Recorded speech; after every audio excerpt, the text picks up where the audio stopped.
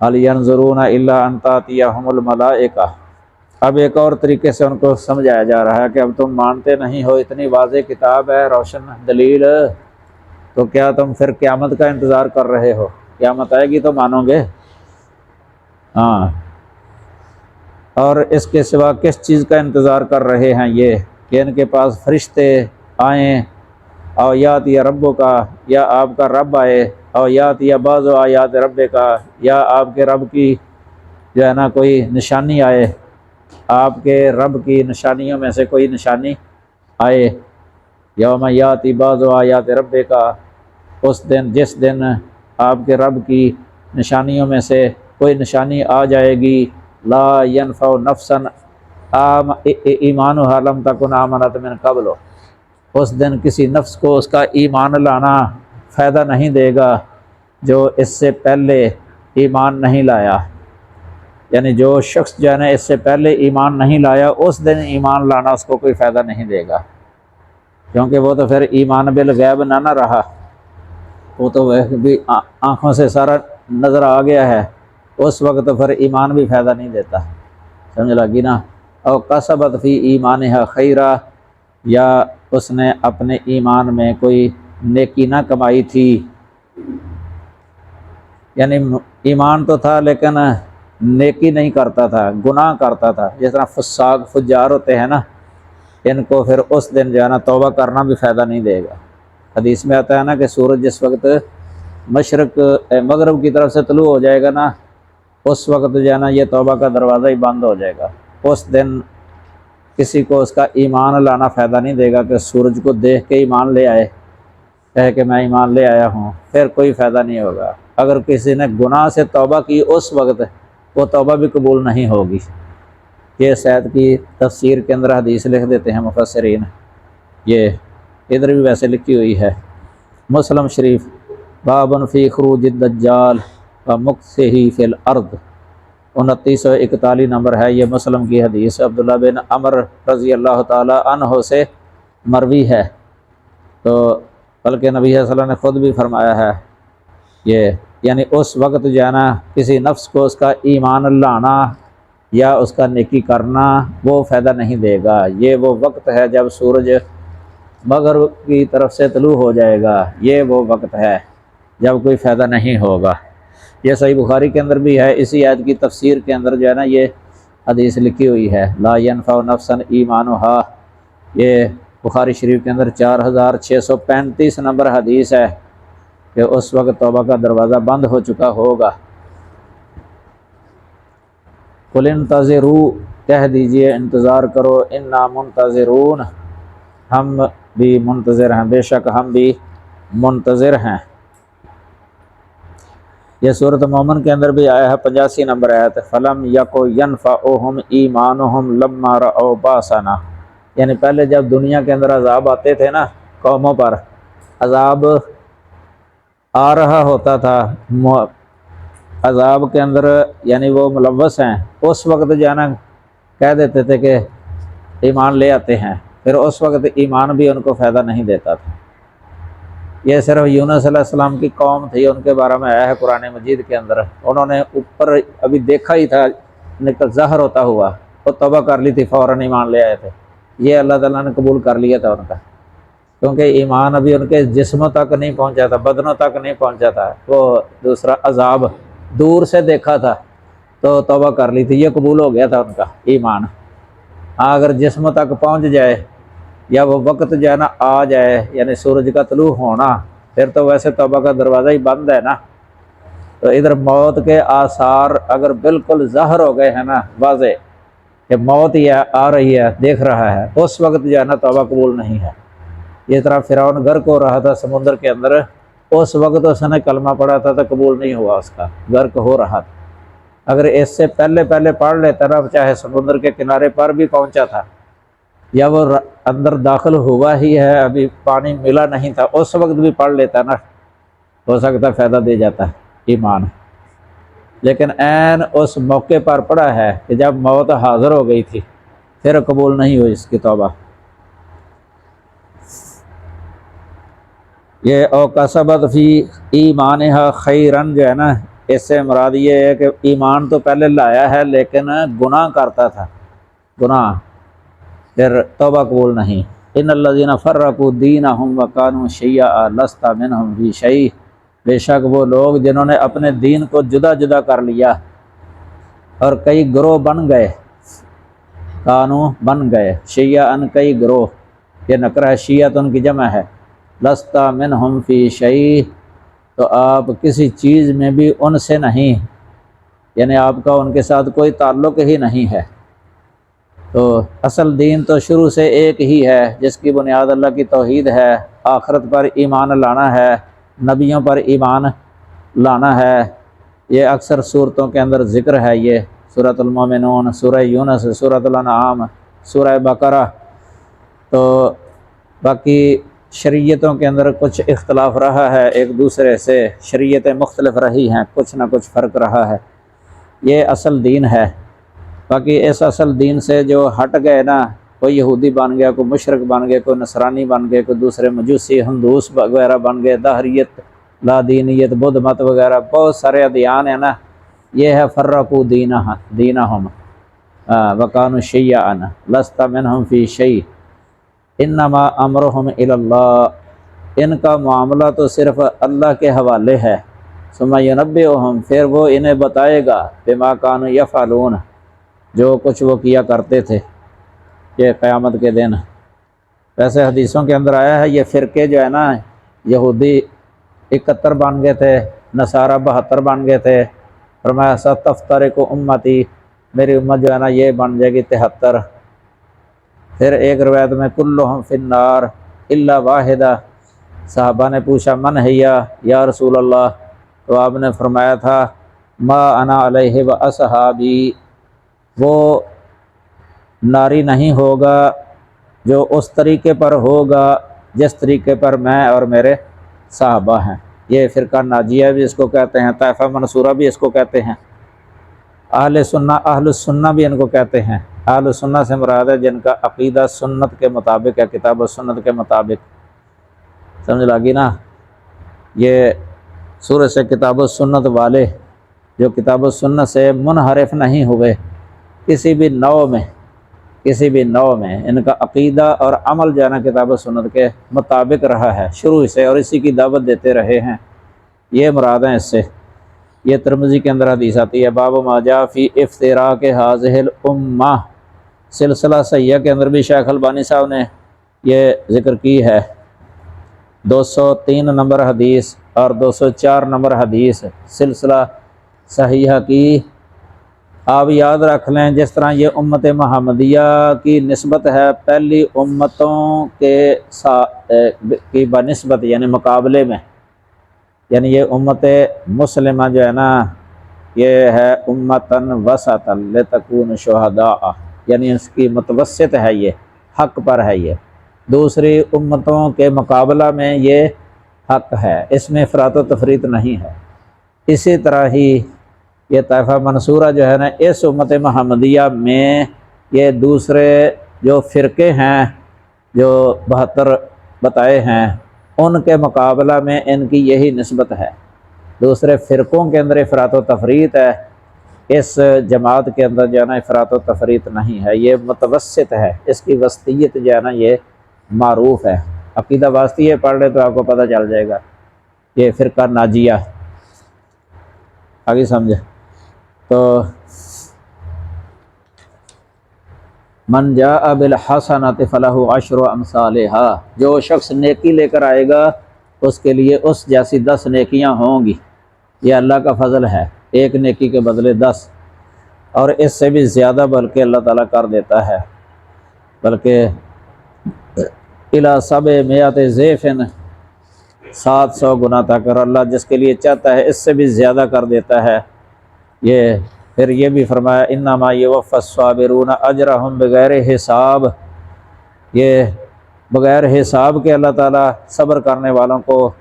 اجر جانا دے گا۔ یہ سورہ زمر کے اندر ہے، 10 نمبر آیت کریمہ۔ یہ اللہ کا فضل ہے۔ وَمَنْ جَاءَ بِالسَّيِّئَةِ فَلَا يُجْزَىٰ إِلَّا مِثْلَهَا، اور جو کوئی برائی لے کے آئے گا سو اسے جزا نہیں دی جائے گی مگر اسی کی مثل، الا مثلہا وہم لا یظلمون، اور ان پر ظلم نہیں کیا جائے گا، ظلم نہیں کیا جائے گا۔ یہ ظلم نہیں ہے اس کی مثل جزا دینا، یہ قانون جزا جو ہے نا یہ برحق ہے۔ یہ مجرم اور مسلم کے درمیان امتیاز دنیا کے اندر بھی اور آخرت کے اندر بھی یہ ہونا، یہ انصاف ہے۔ یہ بے انصافی ہے جو برابری کرتا ہے نا دونوں کے درمیان ہے۔ افنجعل المسلمین کالمجرمین ما لکم کیف تحکمون، تو کیا ہم مسلمین کو مجرمین کی طرح کر دیں، یعنی برابر ہی کر دیں؟ تمہیں کیا ہے، کس طرح کا فیصلہ کرتے ہو، کس طرح کا حکم دیتے ہو، کس طرح کے فیصلے دیتے ہو کہ برابر ہیں مجرم مسلم، یعنی سب ہی برابر ہیں؟ یہ کس طرح برابر ہو سکتا ہے؟ جس طرح کوئی کہتا ہے کہ سارے اپنی اپنی جگہ پر ٹھیک ہیں، یہ غلط ہے۔ سارے دین ٹھیک ہیں، سارے دین، اتحاد ادیان یا وحدت ادیان، اس کا جو نعرہ لگتا ہے آج کل، یہ صحیح نہیں ہے۔ اللہ تعالیٰ نے قرآن مجید کے اندر بہت ساری آیات کے اندر جو ہے نا یہ اس طرح فرمایا ہے کہ نہیں، برابر نہیں ہے، اس مستوی نہیں ہے۔ یہ پہلے پڑھ بھی ہیں اسی صورت کے اندر ہم، تو وَهُمْ لَا يُظْلَمُونَ۔ بلکہ عبداللہ بن عباس رضی اللہ تعالیٰ عنہ کی ایک حدیث لکھی ہے کہ جو شخص نیکی کا ارادہ کرے پھر اسے نہ کرے تو اس کے لیے ایک نیکی لکھ دی جاتی ہے۔ دیکھو، ارادہ کیا تھا نیکی کرنے کا، لیکن ارادہ وہ نیکی کر نہیں سکا، پھر بھی ایک نیکی لکھ دی جاتی ہے، 10 نہیں، ایک۔ اگر کر لیتا ہے تو 10 لکھ دی جاتی ہیں، اگر کرے تو 10 سے لے کے 700 گنا سے بہت گنا تک لکھ دی جاتی ہے۔ کتنا فضل ہے اللہ تعالیٰ کا۔ اور جو شخص برائی کا ارادہ کرے پھر اسے نہ کرے تو اس کے لیے ایک پوری نیکی لکھ دی جاتی ہے، یعنی اللہ کی وجہ سے اس نے وہ برائی نہیں کی، اللہ یاد آ گیا تو برائی نہیں کی تو پھر بھی نیکی لکھ دی جاتی ہے، یعنی ترک برائی کی بھی نیکی لکھ دی جاتی ہے۔ اور اگر برائی کا ارادہ کیا اور اسے کر بھی لیا تو اللہ اس کے لیے ایک ہی برائی لکھتا ہے، ایک ہی برائی لکھتا ہے، یا اللہ اسے بھی مٹا دیتا ہے۔ اللہ کے ہاں ہلاک نہیں ہوتا مگر جو سرے سے ہی ہلاک ہونے والا ہو۔ یہ مسلم ہے کتاب الایمان، باب اذا ہم العبد بحسنہ، 131 نمبر حدیث، اور بخاری کے اندر بھی ہے 6491 نمبر۔ یہ حافظ ابن کثیر کا قول لکھا ہوا ہے کہ جو برائی چھوڑنے والا بندہ ہے نا یہ 3 طرح کا ہو سکتا ہے۔ کبھی تو وہ اسے اللہ تعالیٰ کی خاطر چھوڑتا ہے، اس پر ایک نیکی لکھ دی جاتی ہے، یعنی اللہ کی خاطر اس نے برائی چھوڑی تو پھر چھوڑنے کی ایک نیکی لکھ دی جاتی ہے۔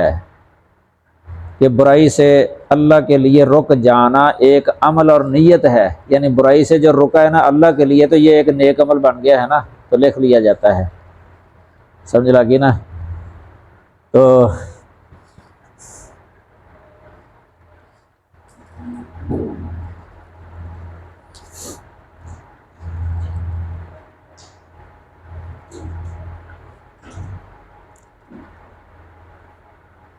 قل اننی ہدانی ربی الی صراط مستقیم، آپ کہہ دیں کہ بے شک میرے رب نے مجھے سیدھے راستے کی طرف رہنمائی کر دی ہے۔ وہی جسے پہلے صراط مستقیم کہا تھا نا، وَأَنَّ هَذَا صِرَاطِي مُسْتَقِيمًا، تو اللہ تعالیٰ نے نبی صلی اللہ علیہ وسلم کی رہنمائی کر دی اس راستے کی طرف۔ دیناً قیما ملت ابراہیم حنیفا، یعنی جو مضبوط دین ہے، قیمن کا معنی ہے مضبوط، قیمن مضبوط، ملت ابراہیم حنیفہ، ابراہیم کی ملت جو ایک ہی طرف کا تھا، جو ایک ہی طرف کے تھے ابراہیم علیہ السلام، یعنی سب ادیان باطلہ سے جو ہے نا شرکیات وغیرہ سے یکسو ہو گئے تھے، ایک طرف ہو گئے تھے توحید کی طرف۔ وما کان من المشرکین، اور وہ مشرکوں میں سے نہیں تھے ابراہیم۔ یہ پوری صورت جو ہے نا سورۃ الانعام توحید کو دلائل سے ثابت کرنے میں اور مشرکوں کی تردید کرنے میں بہت یعنی اچھا اسلوب ہے اس کا، اور سارا بیان کرنے کے بعد آخر میں جو ہے نا یہ خلاصہ چند حقائق کی صورت میں بیان کر دیا ہے۔ یہ قیامن جو ہے نا یہ قیامن کے معنی میں ہے، مصدر ہے، یہ مبالغے کا معنی ہے۔ جس طرح زید عدل ہوتا ہے نا، ایسے ہی ہے دین قیامن، یعنی دین قیامن، قائمن کی جگہ پر قیم یا قیام کہنا یہ مبالغہ ہے، اس لیے مضبوط دین، بہت مضبوط دین، اس طرح کر سکتے ہیں ترجمہ، بہت مضبوط دین۔ یہ تو ابراہیم علیہ السلام نہ مشرک تھے، نہ یہودی تھے، نہ نصرانی تھے، یہ ان کا اصل میں رد ہے۔ یہودی بھی اپنی نسبت ان کی طرف کرتے تھے، نصارہ اپنی نسبت ان کی طرف کرتے تھے، مشرکین مکہ اپنی نسبت ان کی طرف کرتے تھے، لیکن اللہ تعالیٰ نے فرمایا ما کان ابراہیم یہودیا ولا نصرانیا ولکن کان حنیفا مسلما وما کان من المشرکین۔ یہ ہے اصل، یعنی ہر کوئی دعویٰ کرتا تھا کہ وہ ہمارے ہیں، تو اللہ نے سب کا رد کر دیا ہے۔ یہ دعویٰ ہی دعویٰ ہے بغیر دلیل کے۔ جس طرح کسی نے شعر نہیں پڑھا کل یدعی وصلا للیلہ ولیلہ لا تقر لہم بذاک، کہ ہر دعویٰ کرتا ہے کہ لیلہ میری ہے، لیکن لیلہ کہتی میں کسی کی بھی نہیں ہوں۔ یہ شعر عموماً پڑھ دیتے ہیں ایسے موقع پر۔ وما کان من المشرکین قل ان صلاتی و نسکی و محیای و مماتی للہ رب العالمین لا شریک لہ۔ یہ نسک جو لفظ ہے نا اس کا ویسے معنی عبادت ہوتا ہے، نسک ذبح، اللہ کے لیے ذبح کرنا، اللہ کے لیے قربانی، اس طرح حج کرنا، ان سب کے لیے بھی آ جاتا ہے۔ جس طرح وَلِكُلِّ أُمَّةٍ جَعَلْنَا مَنسَكًا، یہاں منسک سے مراد وہ حج اور قربانی وغیرہ یہ سارے ہیں۔ لِيَذْكُرُوا اسْمَ اللَّهِ عَلَىٰ مَا رَزَقَهُمُ اللَّهُ مِن بَهِيمَةِ الْأَنْعَامِ،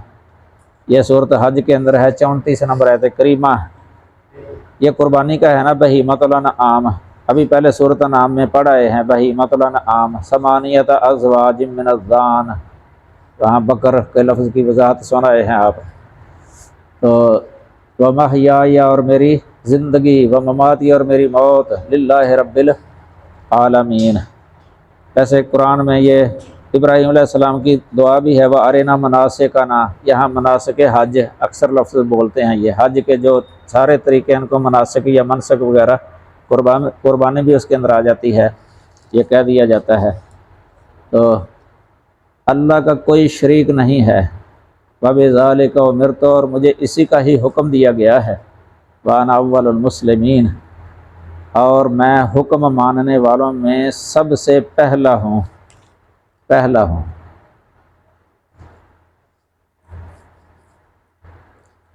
قُلْ أَغَيْرَ اللَّهِ أَبْغِي رَبًّا، اس طرح کی آیتیں پہلے بھی آئی ہیں اس صورت کے اندر۔ تو پھر آخر میں یعنی پھر شرک کا رد ہے۔ مشرک، یہ مکے کے مشرک اللہ تعالیٰ کو رب مانتے تھے نا، مگر انہوں نے الہ کئی بنائے ہوئے تھے زمین پر بھی، حالانکہ رب وہی ہے اکیلا، انہوں نے کئی رب بنائے ہوئے تھے، تو اس میں ان کا رد ہے۔ قل اغیر اللہ، کہہ دیجئے کیا اللہ کے علاوہ ابغی میں تلاش کروں، ربن کوئی اور رب، اللہ کے علاوہ میں کوئی اور رب تلاش کروں؟ یہ استفہام جو ہے نا انکاری ہے، یعنی نہیں، نہیں۔ وَهُوَ رَبُّ كُلِّ شَيْءٍ، حالانکہ وہ ہر چیز کا رب ہے، حالانکہ وہ ہر چیز کا رب ہے۔ تو وَلَا تَكْسِبُ كُلُّ نَفْسٍ إِلَّا عَلَيْهَا، اور کوئی جان کمائی نہیں کرتی مگر اپنے آپ پر، اپنے آپ پر۔ یہ اللہ آیا ہے نا، اس سے مراد ہے برا کام، یعنی جو بھی کوئی گناہ کرتا ہے نا اس کا نقصان اسی کو ہی ہوگا۔ یہ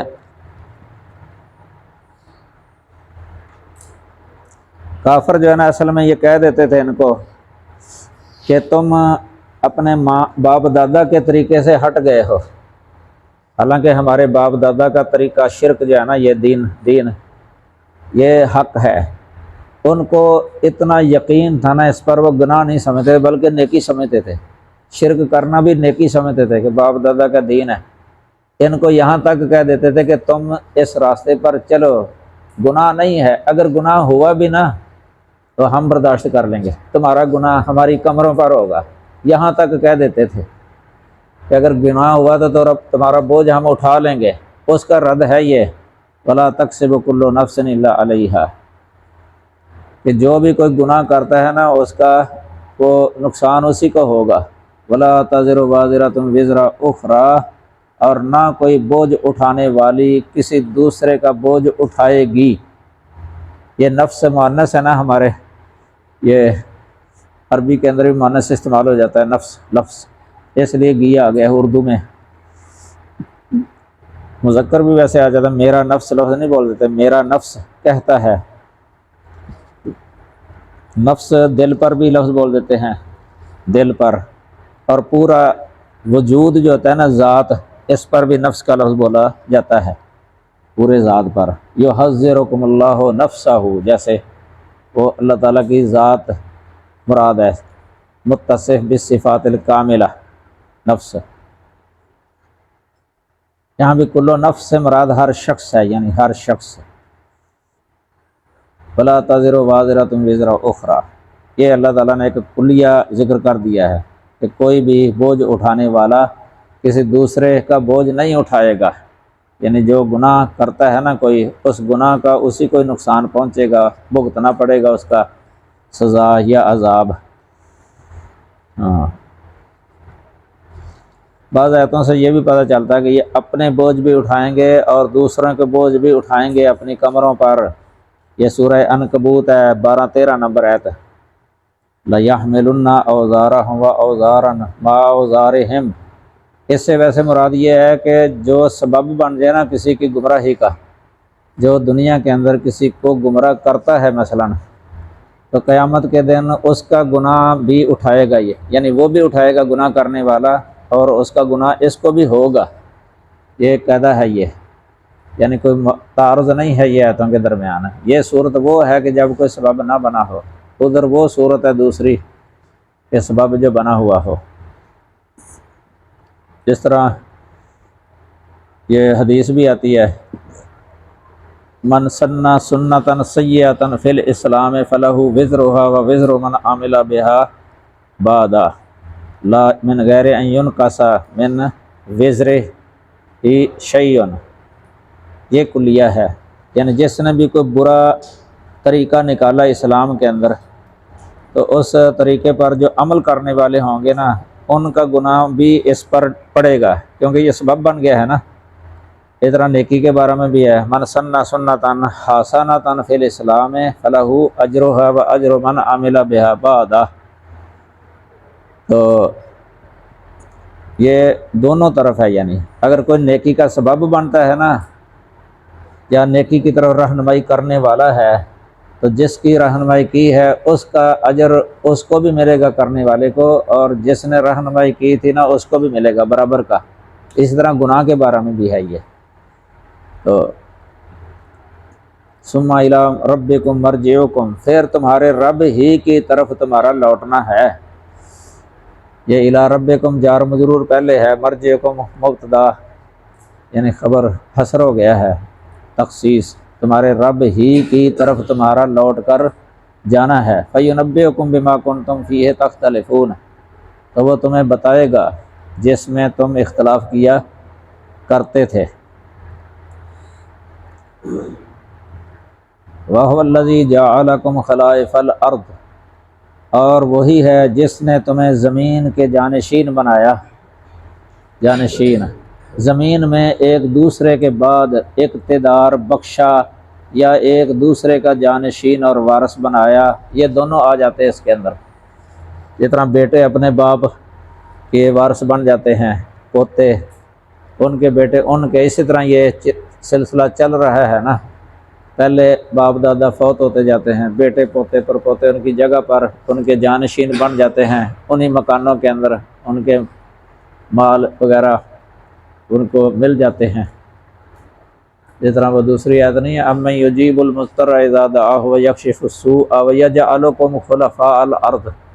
اس کا بھی یہی معنی ہے۔ اور موسیٰ علیہ السلام نے جب بنی اسرائیل سے کہا تھا کہ اللہ تمہیں ان کے جانشین بنا دے گا اللہ تعالیٰ، تو دیکھے گا اللہ کہ تم کیسے عمل کرتے ہو، تم اپنے رب سے مدد مانگو، آل فرعون کے مقابلہ میں کہا تھا۔ تو یہ استخلاف فی الارض، یہ آدم علیہ السلام کو بھی خلیفہ کہا گیا ہے، انی جاعل فی الارض خلیفہ، فرشتوں کو بتایا تھا اللہ تعالیٰ نے انی جاعل فی الارض خلیفہ، آدم خلیفہ۔ اس کا کئی مفسرین نے یہی معنی کیا ہے کہ آدم یہ باپ، پھر اس طرح یہ اس کی اولاد جو ہے نا یہ ایک دوسرے کے خلیفہ زمین میں بنیں گے، یہ خلیفہ فی الارض۔ تو کئی یہ معنی دوسرا کر جاتے ہیں کہ اپنا خلیفہ میں بنانے والا ہوں، اپنا خلیفہ۔ ویسے وہاں لفظ تو یہ نہیں ہے خلیفتی، ایک خلیفہ معنی ایک نائب، ایک جانشین، یعنی تو پھر آگے اس کی اولاد، یعنی اس کا یہی معنی جو دوسری آیات میں ہے نا یجعلکم خلفاء الارض، یا یہاں یجعلکم خلائف الارض، یہ وہاں سمجھنا چاہیے معنی آدم اور آدم کی جو اولاد ہے آپس میں یہ ایک دوسرے کے نائب ہیں اور خلیفے ہیں۔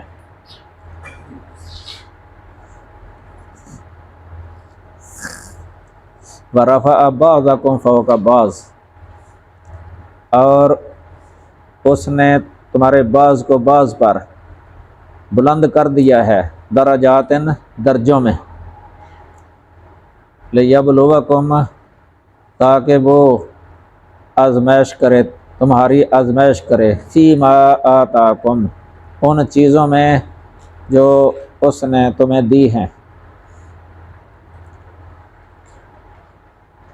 ان ربک سریع العقاب، بے شک آپ کا رب بہت جلد سزا دینے والا ہے، وَإِنَّهُ لَغَفُورٌ الرحیم، اور بے شک وہ یقیناً بے حد بخشنے والا نہایت مہربان ہے۔ کہ اس کی تفسیر لکھی ہے یہ رفع بعضکم فوق بعض درجات، یعنی شکل و صورت، مال و جاہ، علم و عقل میں ایک دوسرے پر برتری بخشنے کا مقصد اپنی دی ہوئی نعمتوں میں تمہارا امتحان ہے۔ اگر کفر اختیار کر کے ناکام ہو گئے تو بہت جلد سزا مل جائے گی، کیونکہ ہر آنے والی چیز قریب ہے، اور موت اور قیامت یقیناً آنے والی ہیں اور بہت جلد آنے والی ہیں۔ اگر ایمان لے آئے پھر کوئی لغزش بھی ہوئی تو وہ ذات پاک حد سے بڑھ کر بخشنے والی اور بے حد رحم کرنے والی ہے۔ یہ اس کی تفسیر لکھی ہے آخر میں۔ یہ سورۃ الانعام کی آخری آیت کریمہ تھی، 165 نمبر۔ تو یہ کچھ آیتوں کی تفسیر جو ہے نا کچھ ویسے اچھی طرح پوری بیان نہیں کی گئی۔ یہ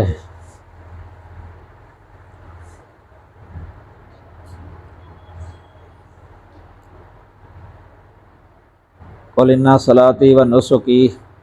اس میں جو ہے نا نماز میں پڑھنے کی بھی احادیث آتی ہیں کہ نماز میں تکبیر تحریمہ کے بعد کہ إِنَّ صَلَاتِي وَنُسُكِي وَمَحْيَايَ وَمَمَاتِي لِلَّهِ رَبِّ الْعَالَمِينَ، یہ پڑھا کرتے تھے نبی صلی اللہ علیہ وسلم، انی وجہت وجہی للذی فطر السماوات والارض۔ یہ بھی تو یہاں یہ محیای و مماتی یہ لکھا ہے کہ یہ مصدر بھی ہو سکتے ہیں، محیای حیات کے معنی میں اور مماتی موت کے معنی میں، مصدر میمی جن کو کہتے ہیں نا، اور ظرف زمان بھی ہو سکتے ہیں، ظرف زمان۔ تو اس کا مطلب ہے کہ مشرکین اور یہود و نصارہ کی قلبی، زبانی اور جسمانی عبادات، مثلا قیام، رکوع اور سجود، یہ سب غیر اللہ کے لیے تھیں، کیونکہ غیر اللہ کے آگے جھکتے تھے نا وہ، یہ تو ان کے نام کے وظیفے بھی کیا کرتے تھے، زبانی ان کو پکارا بھی کرتے تھے، اور دل کے اندر اس طرح کا اعتقاد بھی تھا ان کے بارے میں کہ یہ ہمارے الہ ہیں، مشکل کشا، حاجت روا، امیدیں اسی طرح ان سے جس طرح اللہ سے امیدیں ہوتی ہیں ان سے، اسی طرح دل کے اندر خوف جس طرح اللہ تعالیٰ سے خوف رکھا جاتا ہے۔ تو اس طرح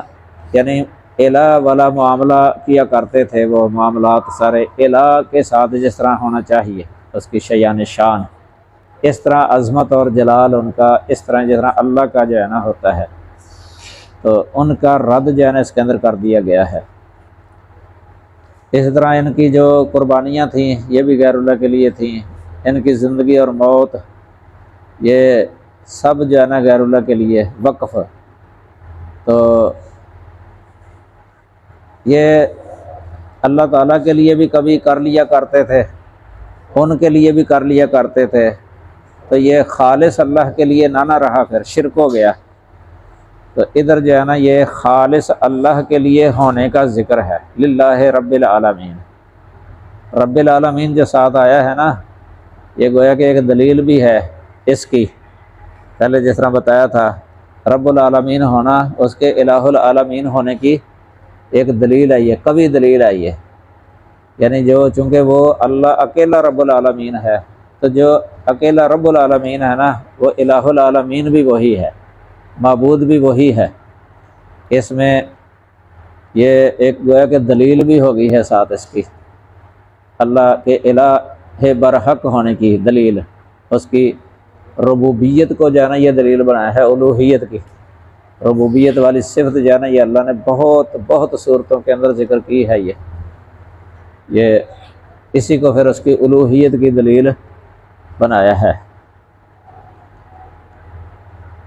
اس لیے آگے کہہ دیا قل اغیر اللہ ابغی ربا، یعنی اللہ کے علاوہ میں کوئی رب جو ہے نا وہ تلاش نہیں کروں گا۔ رب، یہ رب کا لفظ جب بول دیا جاتا ہے نا تو یہ یاد رکھیں توحید ربوبیت جو ہے نا یہ توحید الوہیت کو متضمن ہوتی ہے، یعنی جب کہا جانا کہ اللہ ہی رب ہے، اس کے ضمن میں یہ آ جاتا ہے کہ اللہ ہی الہ ہے۔ یہ توحید ربوبیت توحید الوہیت کو متضمن ہوتی ہے، اور توحید الوہیت توحید ربوبیت کو مستلزم ہوتی ہے۔ مستلزم کا مطلب اس جگہ پر یہ ہے کہ مثلا اگر کوئی بندہ اللہ کی عبادت کرتا ہے نا تو لازم ہے اس کے دل کے اندر کہ وہ رب سمجھ کے اس کی عبادت کرے کہ وہ میرا رب ہے، سمجھ لگی نا، یہ لازم ہے۔ یعنی جب معبود کی وہ عبادت کر رہا ہے نا، یہ لازم ہے اس کو کہ وہ اس کا رب ہونا جو ہے نا اعتقاد رکھے، لازم ہے یہ۔ آگے سمجھے، شرح عقیدہ طحاویہ کے اندر لکھا ہوا ہے یہ دونوں کے بارے میں۔ اور مشرکین مکہ کئی دفعہ یہ رب کا لفظ بول دیتے تھے، اور اس میں جو ہے نا یہ چیز آتی تھی کہ جو اس سے مانگ رہا ہے نا مرادیں وغیرہ یا مشکلات وغیرہ کہ وہ حل کرنے والا ہے۔ تو جس طرح ایک شاعر نے کہا ربًا واحدًا ام الف رب، ربًا واحدًا ام الف رب اعبدو اذا تقسمت الامور، یعنی جب میرے کام جو ہے نا وہ تقسیم ہو جائیں، میرے کام بہت زیادہ ہوں، مجھے کئی چیزوں کی ضرورت ہے، مختلف انواع، کہیں اولاد کی ضرورت ہے، کہیں شفا کی ضرورت ہے، کہیں رزق کی ضرورت ہے، کہیں کوئی پریشانی آ گئی یا کوئی مرض ہے اس کے دور کرانے کی ضرورت ہے کہ میری شفا وغیرہ، تو کیا پھر اس وقت میں ایک ہی رب کو پکاروں یا کئی ربوں کو پکاروں؟ زمین کے اندر جو کئی ہیں، ایسے پتہ چلتا ہے کہ وہ رب کا لفظ اس معنی میں بھی استعمال کر لیتے تھے جو مشکلات کو حل کرنے والے ہیں، رب۔ تو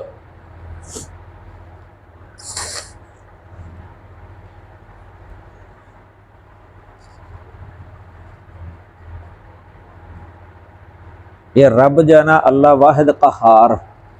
یہی ہے رب، اللہ واحد قہار۔ تو یوسف علیہ السلام نے کہا تھا نا ارباب متفرقون خیر ام اللہ الواحد القہار، کیا کثیر ارباب یعنی جو تم نے کثیر رب بنائے ہیں زمین پر وہ بہتر ہیں یا اکیلا اللہ واحد قہار، کہ وہ رب، اس کا رب وہ جو اکیلا رب ہے اللہ واحد قہار وہ بہتر ہے۔ ظاہر ہے کہ اللہ یہی ان کو اس طرف دعوت دینے والے تھے یوسف علیہ السلام، کہ ایک رب ہے، ایک ہی الہ ہے، بس اللہ کے علاوہ کوئی الہ نہیں، اللہ کے علاوہ کوئی رب نہیں ہے۔ انہوں نے بھی متفرق رب بنائے ہوئے تھے یوسف علیہ السلام کے دور میں، اس لیے یوسف علیہ السلام نے ان سے یہ بھی کہا تھا ان ہی الا اسماء، نہیں ہیں یہ مگر اسماء نام یا لقب، سمیتموہا انتم و آباؤکم، کہ تم نے خود رکھ لیے ہیں یہ لقب نام، ان کے تمہارے باپ دادا نے رکھے ہوئے ہیں،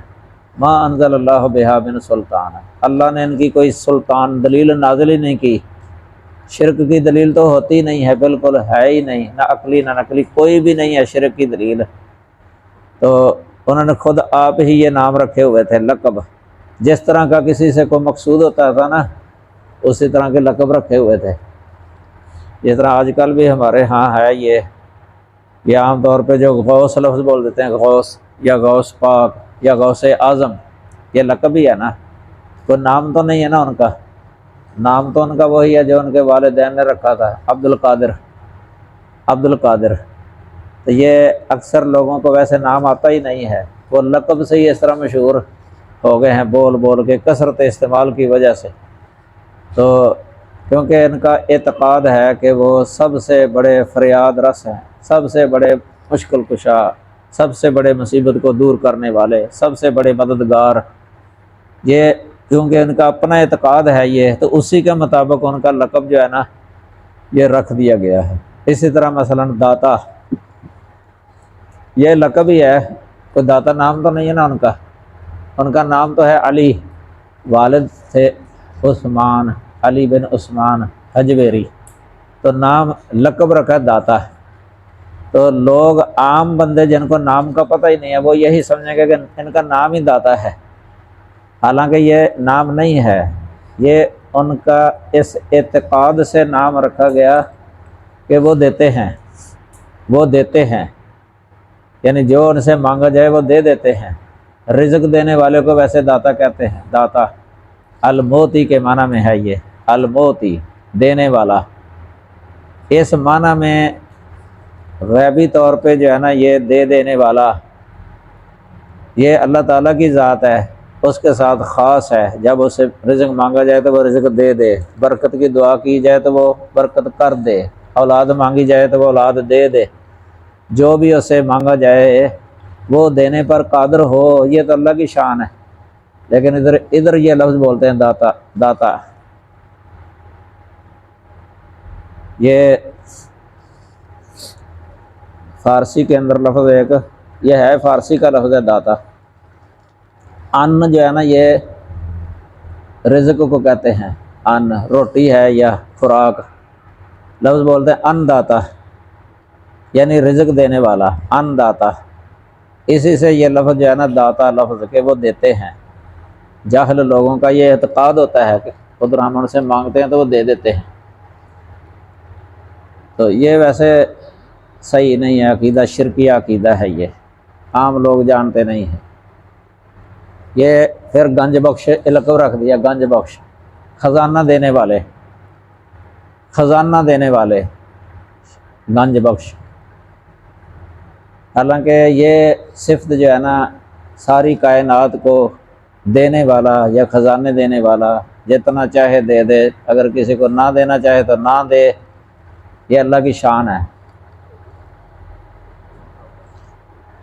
یہ اللہ کی شان ہے۔ یہ تو یہ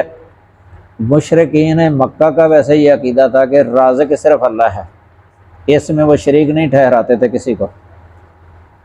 رزق ساری کائنات کو رزق دینے والا، آسمانوں اور زمینوں سے رزق کے اسباب مہیا کرنے والا وہ اللہ ہے۔ لیکن ان کا عقیدہ جو ہے نا یہ ہے کہ یہ بھی دے دیتے ہیں، یہاں تک ہے اگر داتا نہیں دیتا تو اور کون دیتا ہے۔ حالانکہ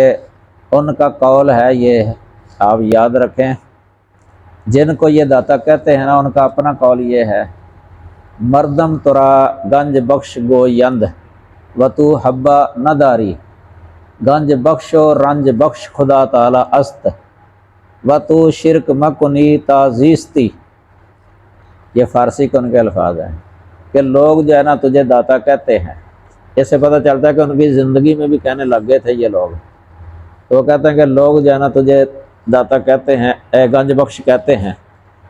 خزانہ بخشنے والا، و تو حبا نہ داری، حالانکہ تو ایک دانہ بھی نہیں رکھتا اپنے پاس، اپنا فقر ظاہر کر رہے ہیں کہ میرے پاس تو ایک دانہ بھی نہیں ہے۔ پھر کہتے ہیں گنج بخش و رنج بخش خدا تعالی است، گنج بخش خزانہ بخشنے والا اور رنج دینے والا یہ تو اللہ تعالیٰ کی ذات ہے۔ تو شرک مکنی تعزیستی، جب تک تو زندہ رہے تو شرک نہ کر۔ یہ کشف الاسرار کتاب ہے ان کی، چھوٹی سی ہے، اس میں یہ لکھا ہوا ہے، چھوٹا سا رسالہ ہے۔ بلکہ کشف المحجوب کے مقدمے کے اندر بھی یہ لکھا ہے کسی نے، پرانے نسخے کے اندر میں نے پڑھا تھا، بڑے سال ہو گئے ہیں، وہ نسخہ میرے پاس نہیں ہے، بڑا پرانا نسخہ تھا، اس کے مقدمے کے اندر یہ لکھا ہوا تھا۔ اسی طرح ان کا یہ بھی قول ہے کہ اللہ کے علاوہ جو ہے نا کسی کو غنی بھی نہیں کہنا چاہیے، یہ بھی کشف الاسرار کے اندر لکھا ہوا ہے، اللہ کے علاوہ کسی کو الغنی بھی نہیں کہنا چاہیے، الغنی صرف اللہ ہے۔ آگے لکھا الغنی اللہ ہے، یہاں تک۔ یہ ان کی تعلیم پر بھی نہیں چلتے کہ ان کی تعلیم کیا ہے۔ پھر اس کے اندر علم کے بارے میں لکھا اللہ کے علم کی وسعت بہت، کہ اللہ سے کوئی شے مخفی نہیں ہے، ذرہ ذرہ جانتا ہے، اس کی علم کی کوئی حد نہیں ہے۔ خاص توحید کے بارے میں ویسے اس میں کلمات مل جاتے ہیں یہ کشف المحجوب کے اندر۔ اور یہ شیخ عبدالقادر جیلانی کی کتاب ہے فتوح الغیب، اس کے اندر انہوں نے مدد کے بارے میں لکھا کہ جب بھی مدد مانگنی ہو اللہ سے مانگنی ہے۔ یا اپنے بیٹے کو وصیتیں کی ہے نا، تو اس کے اندر درج ہیں،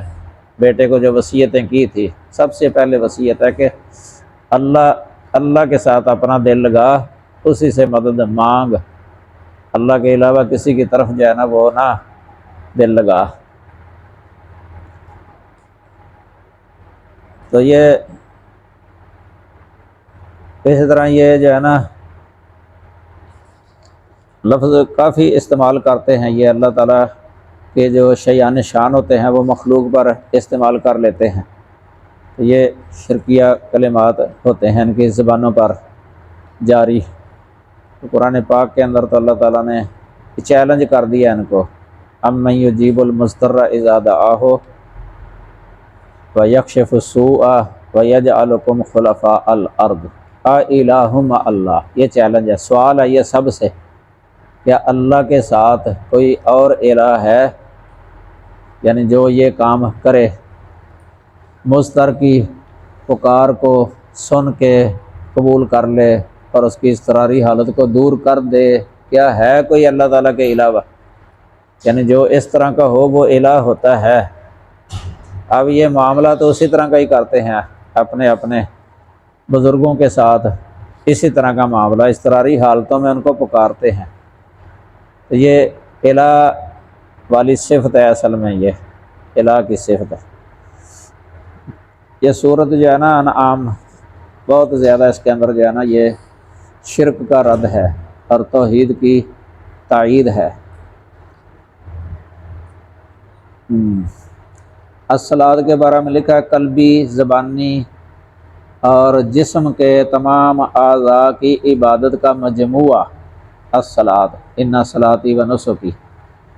یہ الصلاۃ کے اندر آ گیا ہے۔ قلبی، زبانی اور جسم کے تمام اعضاء کی عبادت کا مجموعہ، یہ بھی اللہ کے لیے ہے، اللہ کے لیے۔ تو یہ رد ہو گیا نا ان کا، جو غیر اللہ کے لیے کیا کرتے تھے،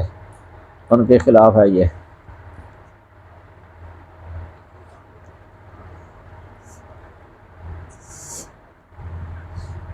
یہ بھی ایک مسئلہ ہے، ایک دن ادھر سوال بھی کیا تھا ایک طالب علم نے، یہ کچھ کہہ دیتے ہیں لوگ کہ ہدایت کی نسبت جو ہے نا کہ اللہ تعالیٰ نے اپنے نبی کو ہدایت دی، کہ اس طرح نہیں کہہ سکتا بندہ کہ اللہ نے اپنے نبی کو ہدایت دی۔ تو ادھر واضح لفظ آیا ہے قل اننی ہدانی ربی الی صراط مستقیم۔ یہ اصل میں یہ یاد رکھ لیں کہ نبی جو ہوتے ہیں نا، نبوت سے پہلے وہ شرک نہیں کر سکتا کوئی نبی، وحی آنے سے پہلے۔ یہ ہے غیر اللہ کی عبادت کرنا، یہ تو ناممکن ہے۔ نبی نبوت ایک وہبی شے ہے، ہبہ ہونے سے پہلے نبی جو ہے نا وہ ولی ہوتا ہے، اعلیٰ درجے کا ولی ہوتا ہے، نیک ہوتا ہے، متقی پرہیزگار۔ لیکن جو شریعت اس پر نازل ہونی ہوتی ہے نا، اس کی جو تفصیلات ہیں نا، اس کو وہ نہیں جانتا ہوتا، تفاصیل کو۔ اجمالی طور پہ اگرچہ اس کو پتہ ہے، یعنی اصول جو ہے نا توحید کا پتہ ہے، آخرت کے بارے میں علم ہے، خوب علم ہے، آخرت جو بنیادی چیزیں ہیں نا اجمالی، ان سب کا پتہ ہوتا ہے، لیکن ان کی آگے تفاصیل جو ہے نا ان کا علم نہیں ہوتا۔ قرآن مجید کے اندر واضح موجود ہے انک لا تدری، دوسرا ما کنت تدری مل کتاب ولا الایمان ولکن جعلناہ نورا نہدی بہ من نشاء، کہ بے شک آپ نہیں جانتے تھے کہ کتاب کیا ہے اور ایمان کیا ہے۔ اس جگہ پر جو ہے نا یہ ایمان سے ایمان کی تفاصیل مراد ہے، ورنہ تو ایمان نبی صلی اللہ علیہ وسلم کا ٹھیک تھا، صحیح تھا نبوت سے پہلے بھی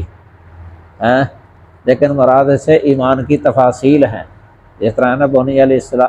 السلام والا خمس شہادت اللہ الہ الا اللہ، یا مثلا الایمان بضع و ستون شعبہ، یا الایمان بضع و سبعون شعبہ، اعلیٰ قول لا الہ الا اللہ و ادناہا اماطۃ الاذی عن الطریق والحیاء شعبۃ من الایمان۔ یہ 70 سے اوپر شاخیں ہیں، یہ ہے تفصیلات ایمان کی شاخیں سب۔ اب یہ وحی آنے سے پہلے معلوم نہیں ہے، یہ ساری بالتفصیل، یہی مطلب ہے، ایمان کی تفصیلات مراد ہیں کہ وہ آپ کو نہیں پتہ تھا۔ اس طرح کتاب نازل ہونے سے پہلے نبی کو نہیں پتہ ہوتا۔ قرآن میں آتا ہے ما کنت ترجو ان یلقی الیک الکتاب، کہ آپ امید بھی نہیں رکھتے تھے کہ آپ کی طرف کتاب القاء کی جائے گی۔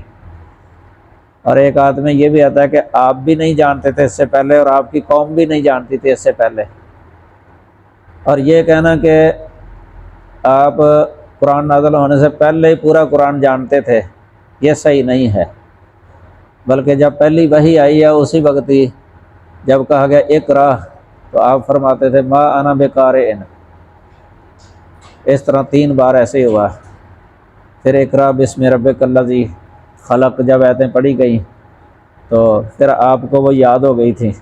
وہ لے کے آپ اپنے گھر آ گئے تھے۔ اور یہ عقیدہ جو ہے نا کہ وحی آنے سے پہلے ہی آپ صلی اللہ علیہ وسلم کو پورا قرآن زبانی یاد تھا، تو یہ اہل سنہ کا عقیدہ نہیں ہے۔ یہ نا ایک گروہ ہے، فرقہ سالمیہ اس کا نام ہے۔ یہ غنیۃ الطالبین کتاب کے اندر جو ہے نا یہ 73-72 فرقے جو ہے نا وہ ان کے نام لکھے ہوئے ہیں، اور ان کے عقائد اور نظریات بھی لکھے ہوئے ہیں۔ ان میں جو آخر میں ذکر ہے نا، یعنی سب سے آخر میں، وہ سالمیہ کا لفظ ہے۔ اور یہ جو رافضی ہے نا، ان کے آگے جو فرقے بنتے ہیں نا، رافضیوں کے جو فرقے ہیں، کیونکہ ہر ایک اصل ہے تو اس سے آگے جو ہے نا کئی شاخیں ہیں، پھر فرقے۔ علامہ ابن جوزی نے بھی ان کا ذکر کیا ہے تلبیس ابلیس کے اندر، انہوں نے بنیادی 4 فرقے بنائے ہیں، اور 4 میں سے ہر ایک کی 12 فرقے آگے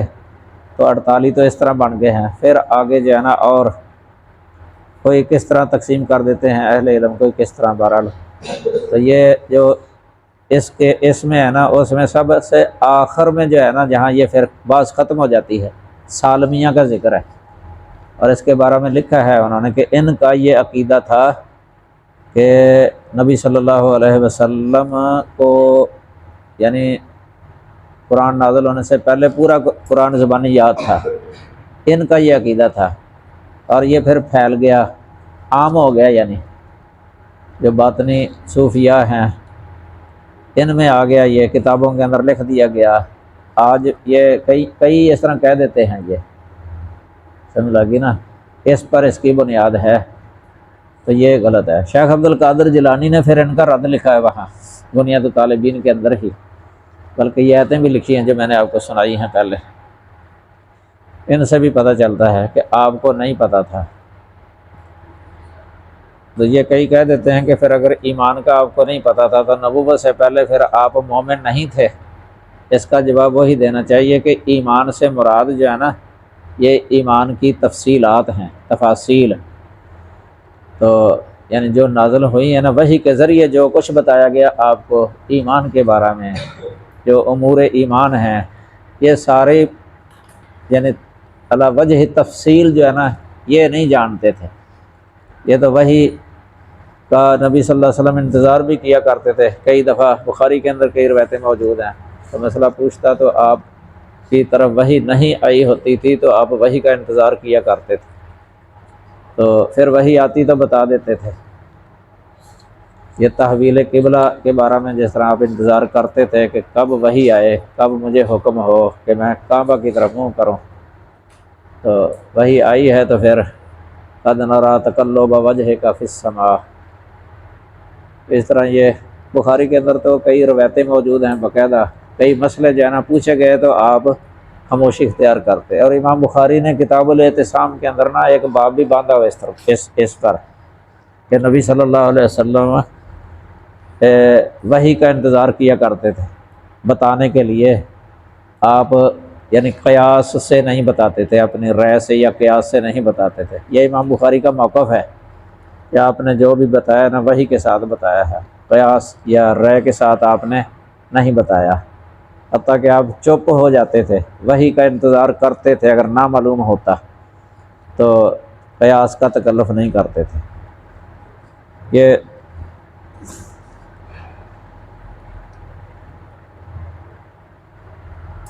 ویسے استنباط نبی صلی اللہ علیہ وسلم کرتے تھے، مسئلہ کسی نص سے مسئلہ، آپ کا استنباط جو ہے نا وہ یقینی ہے کہ صحیح ہے۔ اگر کوئی دوسرا استنباط کرے نا غیر نبی، کوئی فقیہ، اس میں غلطی کا امکان ہے کہ غلطی ہو جائے استنباط میں، اجتہاد میں، لیکن آپ کے استنباط اور اجتہاد کے اندر جو ہے نا وہ جو کسی نص سے مسئلہ اخذ کیا ہے آپ نے، وہ غلطی اس میں نہیں ہوتی، یہ فرق ہے۔ اگر کسی نص سے استنباط نہ ہو مسئلہ، ویسے آپ نے اجتہاد کیا، اس میں اگر ہو بھی گئی تو اللہ تعالیٰ فوراً وحی کر دیتا تھا، آپ کو برقرار نہیں رہنے دیتا تھا اللہ تعالیٰ۔ جس طرح یہ شہد والا مسئلہ ہے، لما تحرم ما احل اللہ لک تبتغی مرضات ازواجک، فوراً متنبع کر دیا اللہ تعالیٰ نے۔ اسی طرح یہ عفی اللہ عنک لما اذنت لہم، اس طرح یہ بدر کے قیدیوں کے بارے میں جو کئی اس طرح کی جزئیات جو ہے نا پائی جاتی ہیں، تو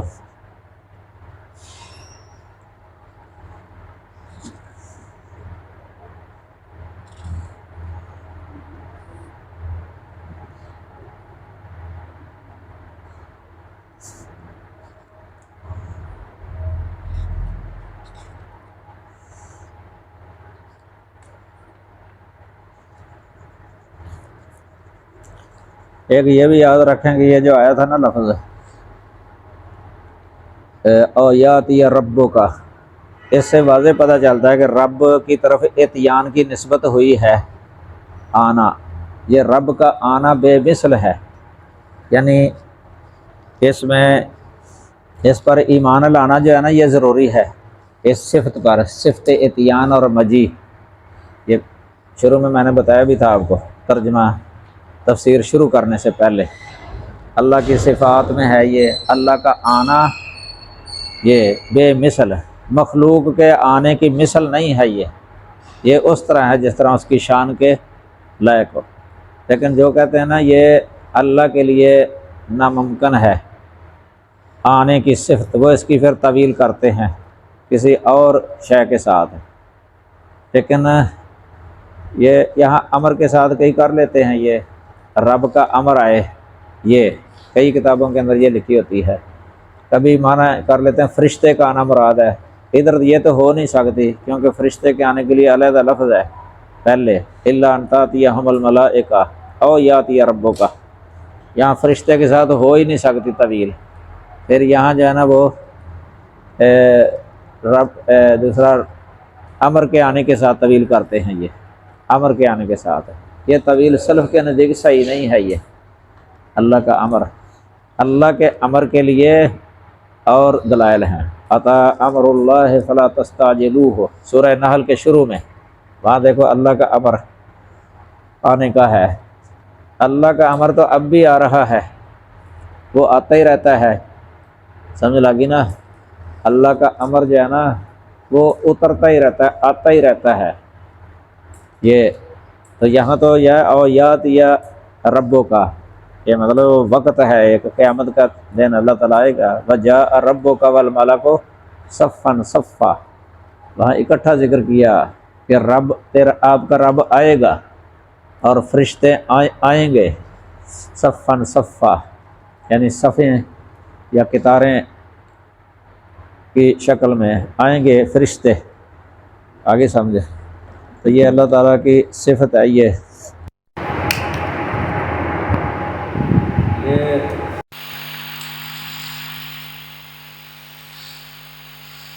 ایک آیت میں یہ بھی ہے هل ينظرون الا ان ياتيهم الله في ظلل من الغمام والملائكة وقضي الامر، یہ سورہ بقرہ میں 210 نمبر آیت ہے۔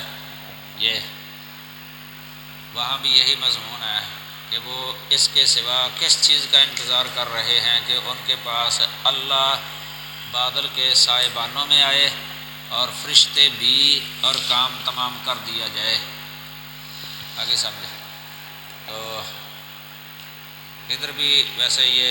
لکھا ہوا ہے تفسیر کے اندر کہ کچھ لوگ جو ہے نا قیامت کے دن اللہ تعالیٰ کے آنے کے منکر ہیں، تو کہتے ہیں کہ یہ اللہ تعالیٰ کے لیے آنے کا لفظ یا اللہ کا آنا یہ ہو ہی نہیں سکتا، یہ سوال ہی نہیں پیدا ہو سکتا کہ اللہ آئے، اس طرح وہ نفی کر جاتے ہیں۔ یہ متکلمین ہے، اصل میں متکلمین علم کلام جو پڑھے ہوتے ہیں نا، علم کلام ان کو متکلمین کہتے ہیں۔ تو یہ اس میں یہ سکھایا جاتا ہے طویل کا طریقہ، طویل کس طرح کرنی ہے، تو اس لیے یہ اس طرح کی نصوص کی طویل کر جاتے ہیں۔ ان کا اصل شبہ یہ ہوتا ہے کہ اگر یہ آنا مان لیا جائے نا اللہ کے لیے، تو یہ آنا تو مخلوق کے لیے بھی استعمال ہوتا ہے، لہذا یہ تشبیہ لازم آ جائے گی، اس لیے یہ آنے سے اللہ منزہ ہے، پاک ہے، تشبیہ سے پاک ہے نا، ایسا کمثلہ شیء پڑھتے ہیں پھر۔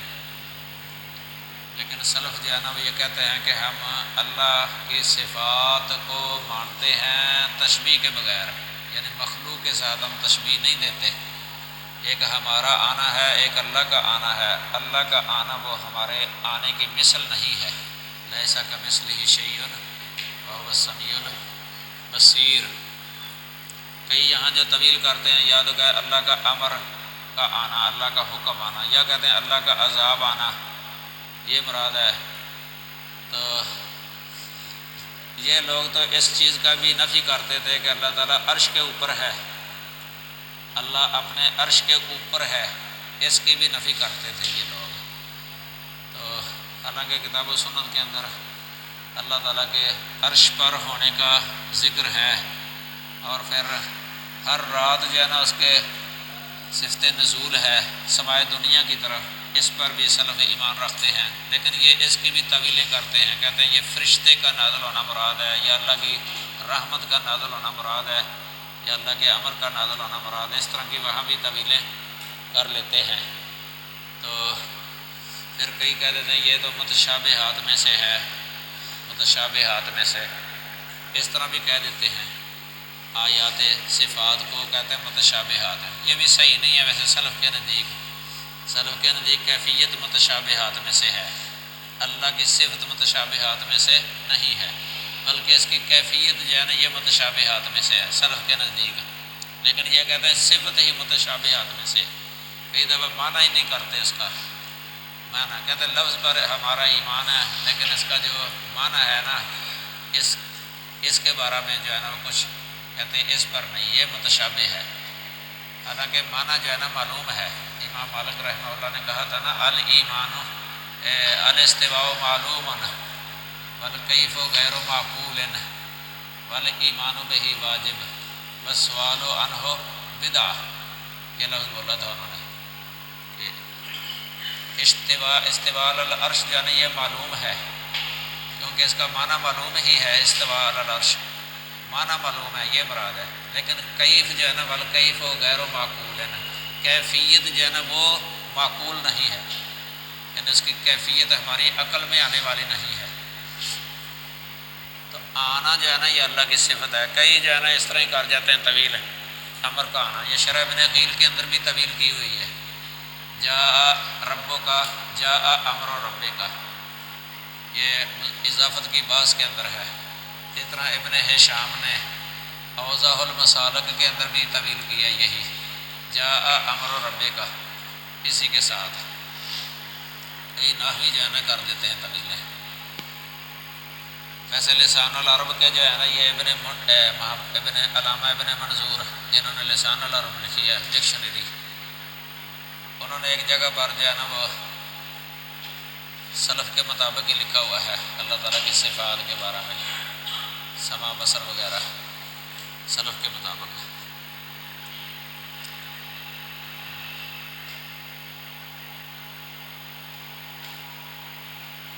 ادھر ویسے ان کا اس طریقے سے رد لکھا ہے ہمارے شیخ نے کہ اے اللہ کے بندو،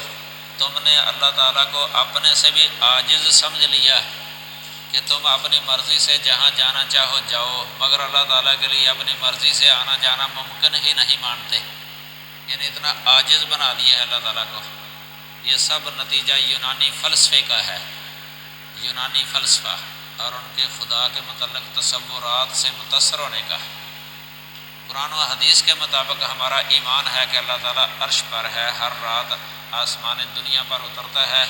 قیامت کے دن زمین پر آئے گا اور زمین اس کے نور سے روشن ہو جائے گی، وَأَشْرَقَتِ الْأَرْضُ بِنُورِ رَبِّهَا وَوُضِعَ الْكِتَابُ، اس آیت کی طرف اشارہ ہے یہ، مگر اس کا آنا مخلوق کی طرح نہیں ہے بلکہ اس طرح ہے جیسے اس کی شان کے لائق ہے۔ یہ کیونکہ جو پرانا قدیم فلسفہ ہے نا، اس فلسفے کو پڑھو نا آپ تو پتہ چلتا ہے کہ یہ طویل کی بنیاد کس پر ہے اور اس کے ماخذ کیا ہیں، طویل کے ماخذ کیا ہے۔ فلسفے کے اندر جو الہ کا تصور ہے نا، اس کی جب وہ صفات بیان کرتے ہیں تو وہ اس طرح کی صفات بیان کرتے ہیں جو بالکل قرآن کے بھی خلاف ہوتی ہیں۔ قرآن نے انہی کا ہی رد کیا ہے، بعد والے جو ان سے متاثر لوگ ہیں ان کا رد ہے۔ یہ معطلہ، جہمیہ، معتزلہ وغیرہ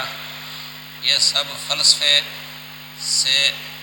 متاثر تھے اور فلاسفہ کی بولی بولتے ہیں، اور انہی کے یہ جو نمائندے ہیں پرانے فلاسفہ کے، ان کے ہاں الہ کا تصور جو ہے نا وہ اس طرح کا نہیں ہے جس طرح انبیاء کے ہاں ہے۔ اللہ کی جو نازل کردہ کتابوں کے اندر جس طرح اللہ کا الہ کا تصور ہے، ان کے ہاں اس طرح کا تصور نہیں تھا۔ اگر وہ پڑھا ہونا تو الہ کا تصور یہ بنتا ہے کہ وہ ذات ہے، بس اس کی کوئی بھی صفت نہیں ہے، محض ذات ہے، یا محض یعنی ذات مجردہ، خالی ذات یہ ہے۔ اور پھر یہ بھی کہ اس طرح کی بھی صفت نہیں ہے کہ اس کے بارے میں کہا کہ یہ اوپر ہے، وہ علو والی صفت کی نفی، علو والی صفت کی نفی، پھر یہاں تک کہہ دیں نہ اوپر نہ نیچے، نہ دائیں نہ بائیں، نہ سامنے نہ پیچھے۔ یہ سلف کے نزدیک تو اس طرح ہی ہو گیا، کہتے ہیں عام کتابیں سلف کی ہیں کہ اس کے اندر کہ اس سے تو پھر وہ یہ معدوم ہی ہو سکتی ہے کوئی شے، معدوم یعنی ذات کی بھی نفی اس سے لازم آ رہی ہے کہ جس طرح اس کی ذات ہے ہی نہیں۔ یہ پھر بیچارے کبھی کہہ دیتے ہیں فی کل مکان، لفظ بول دیتے ہیں فی کل مکان، کبھی کہہ دیتے ہیں نہ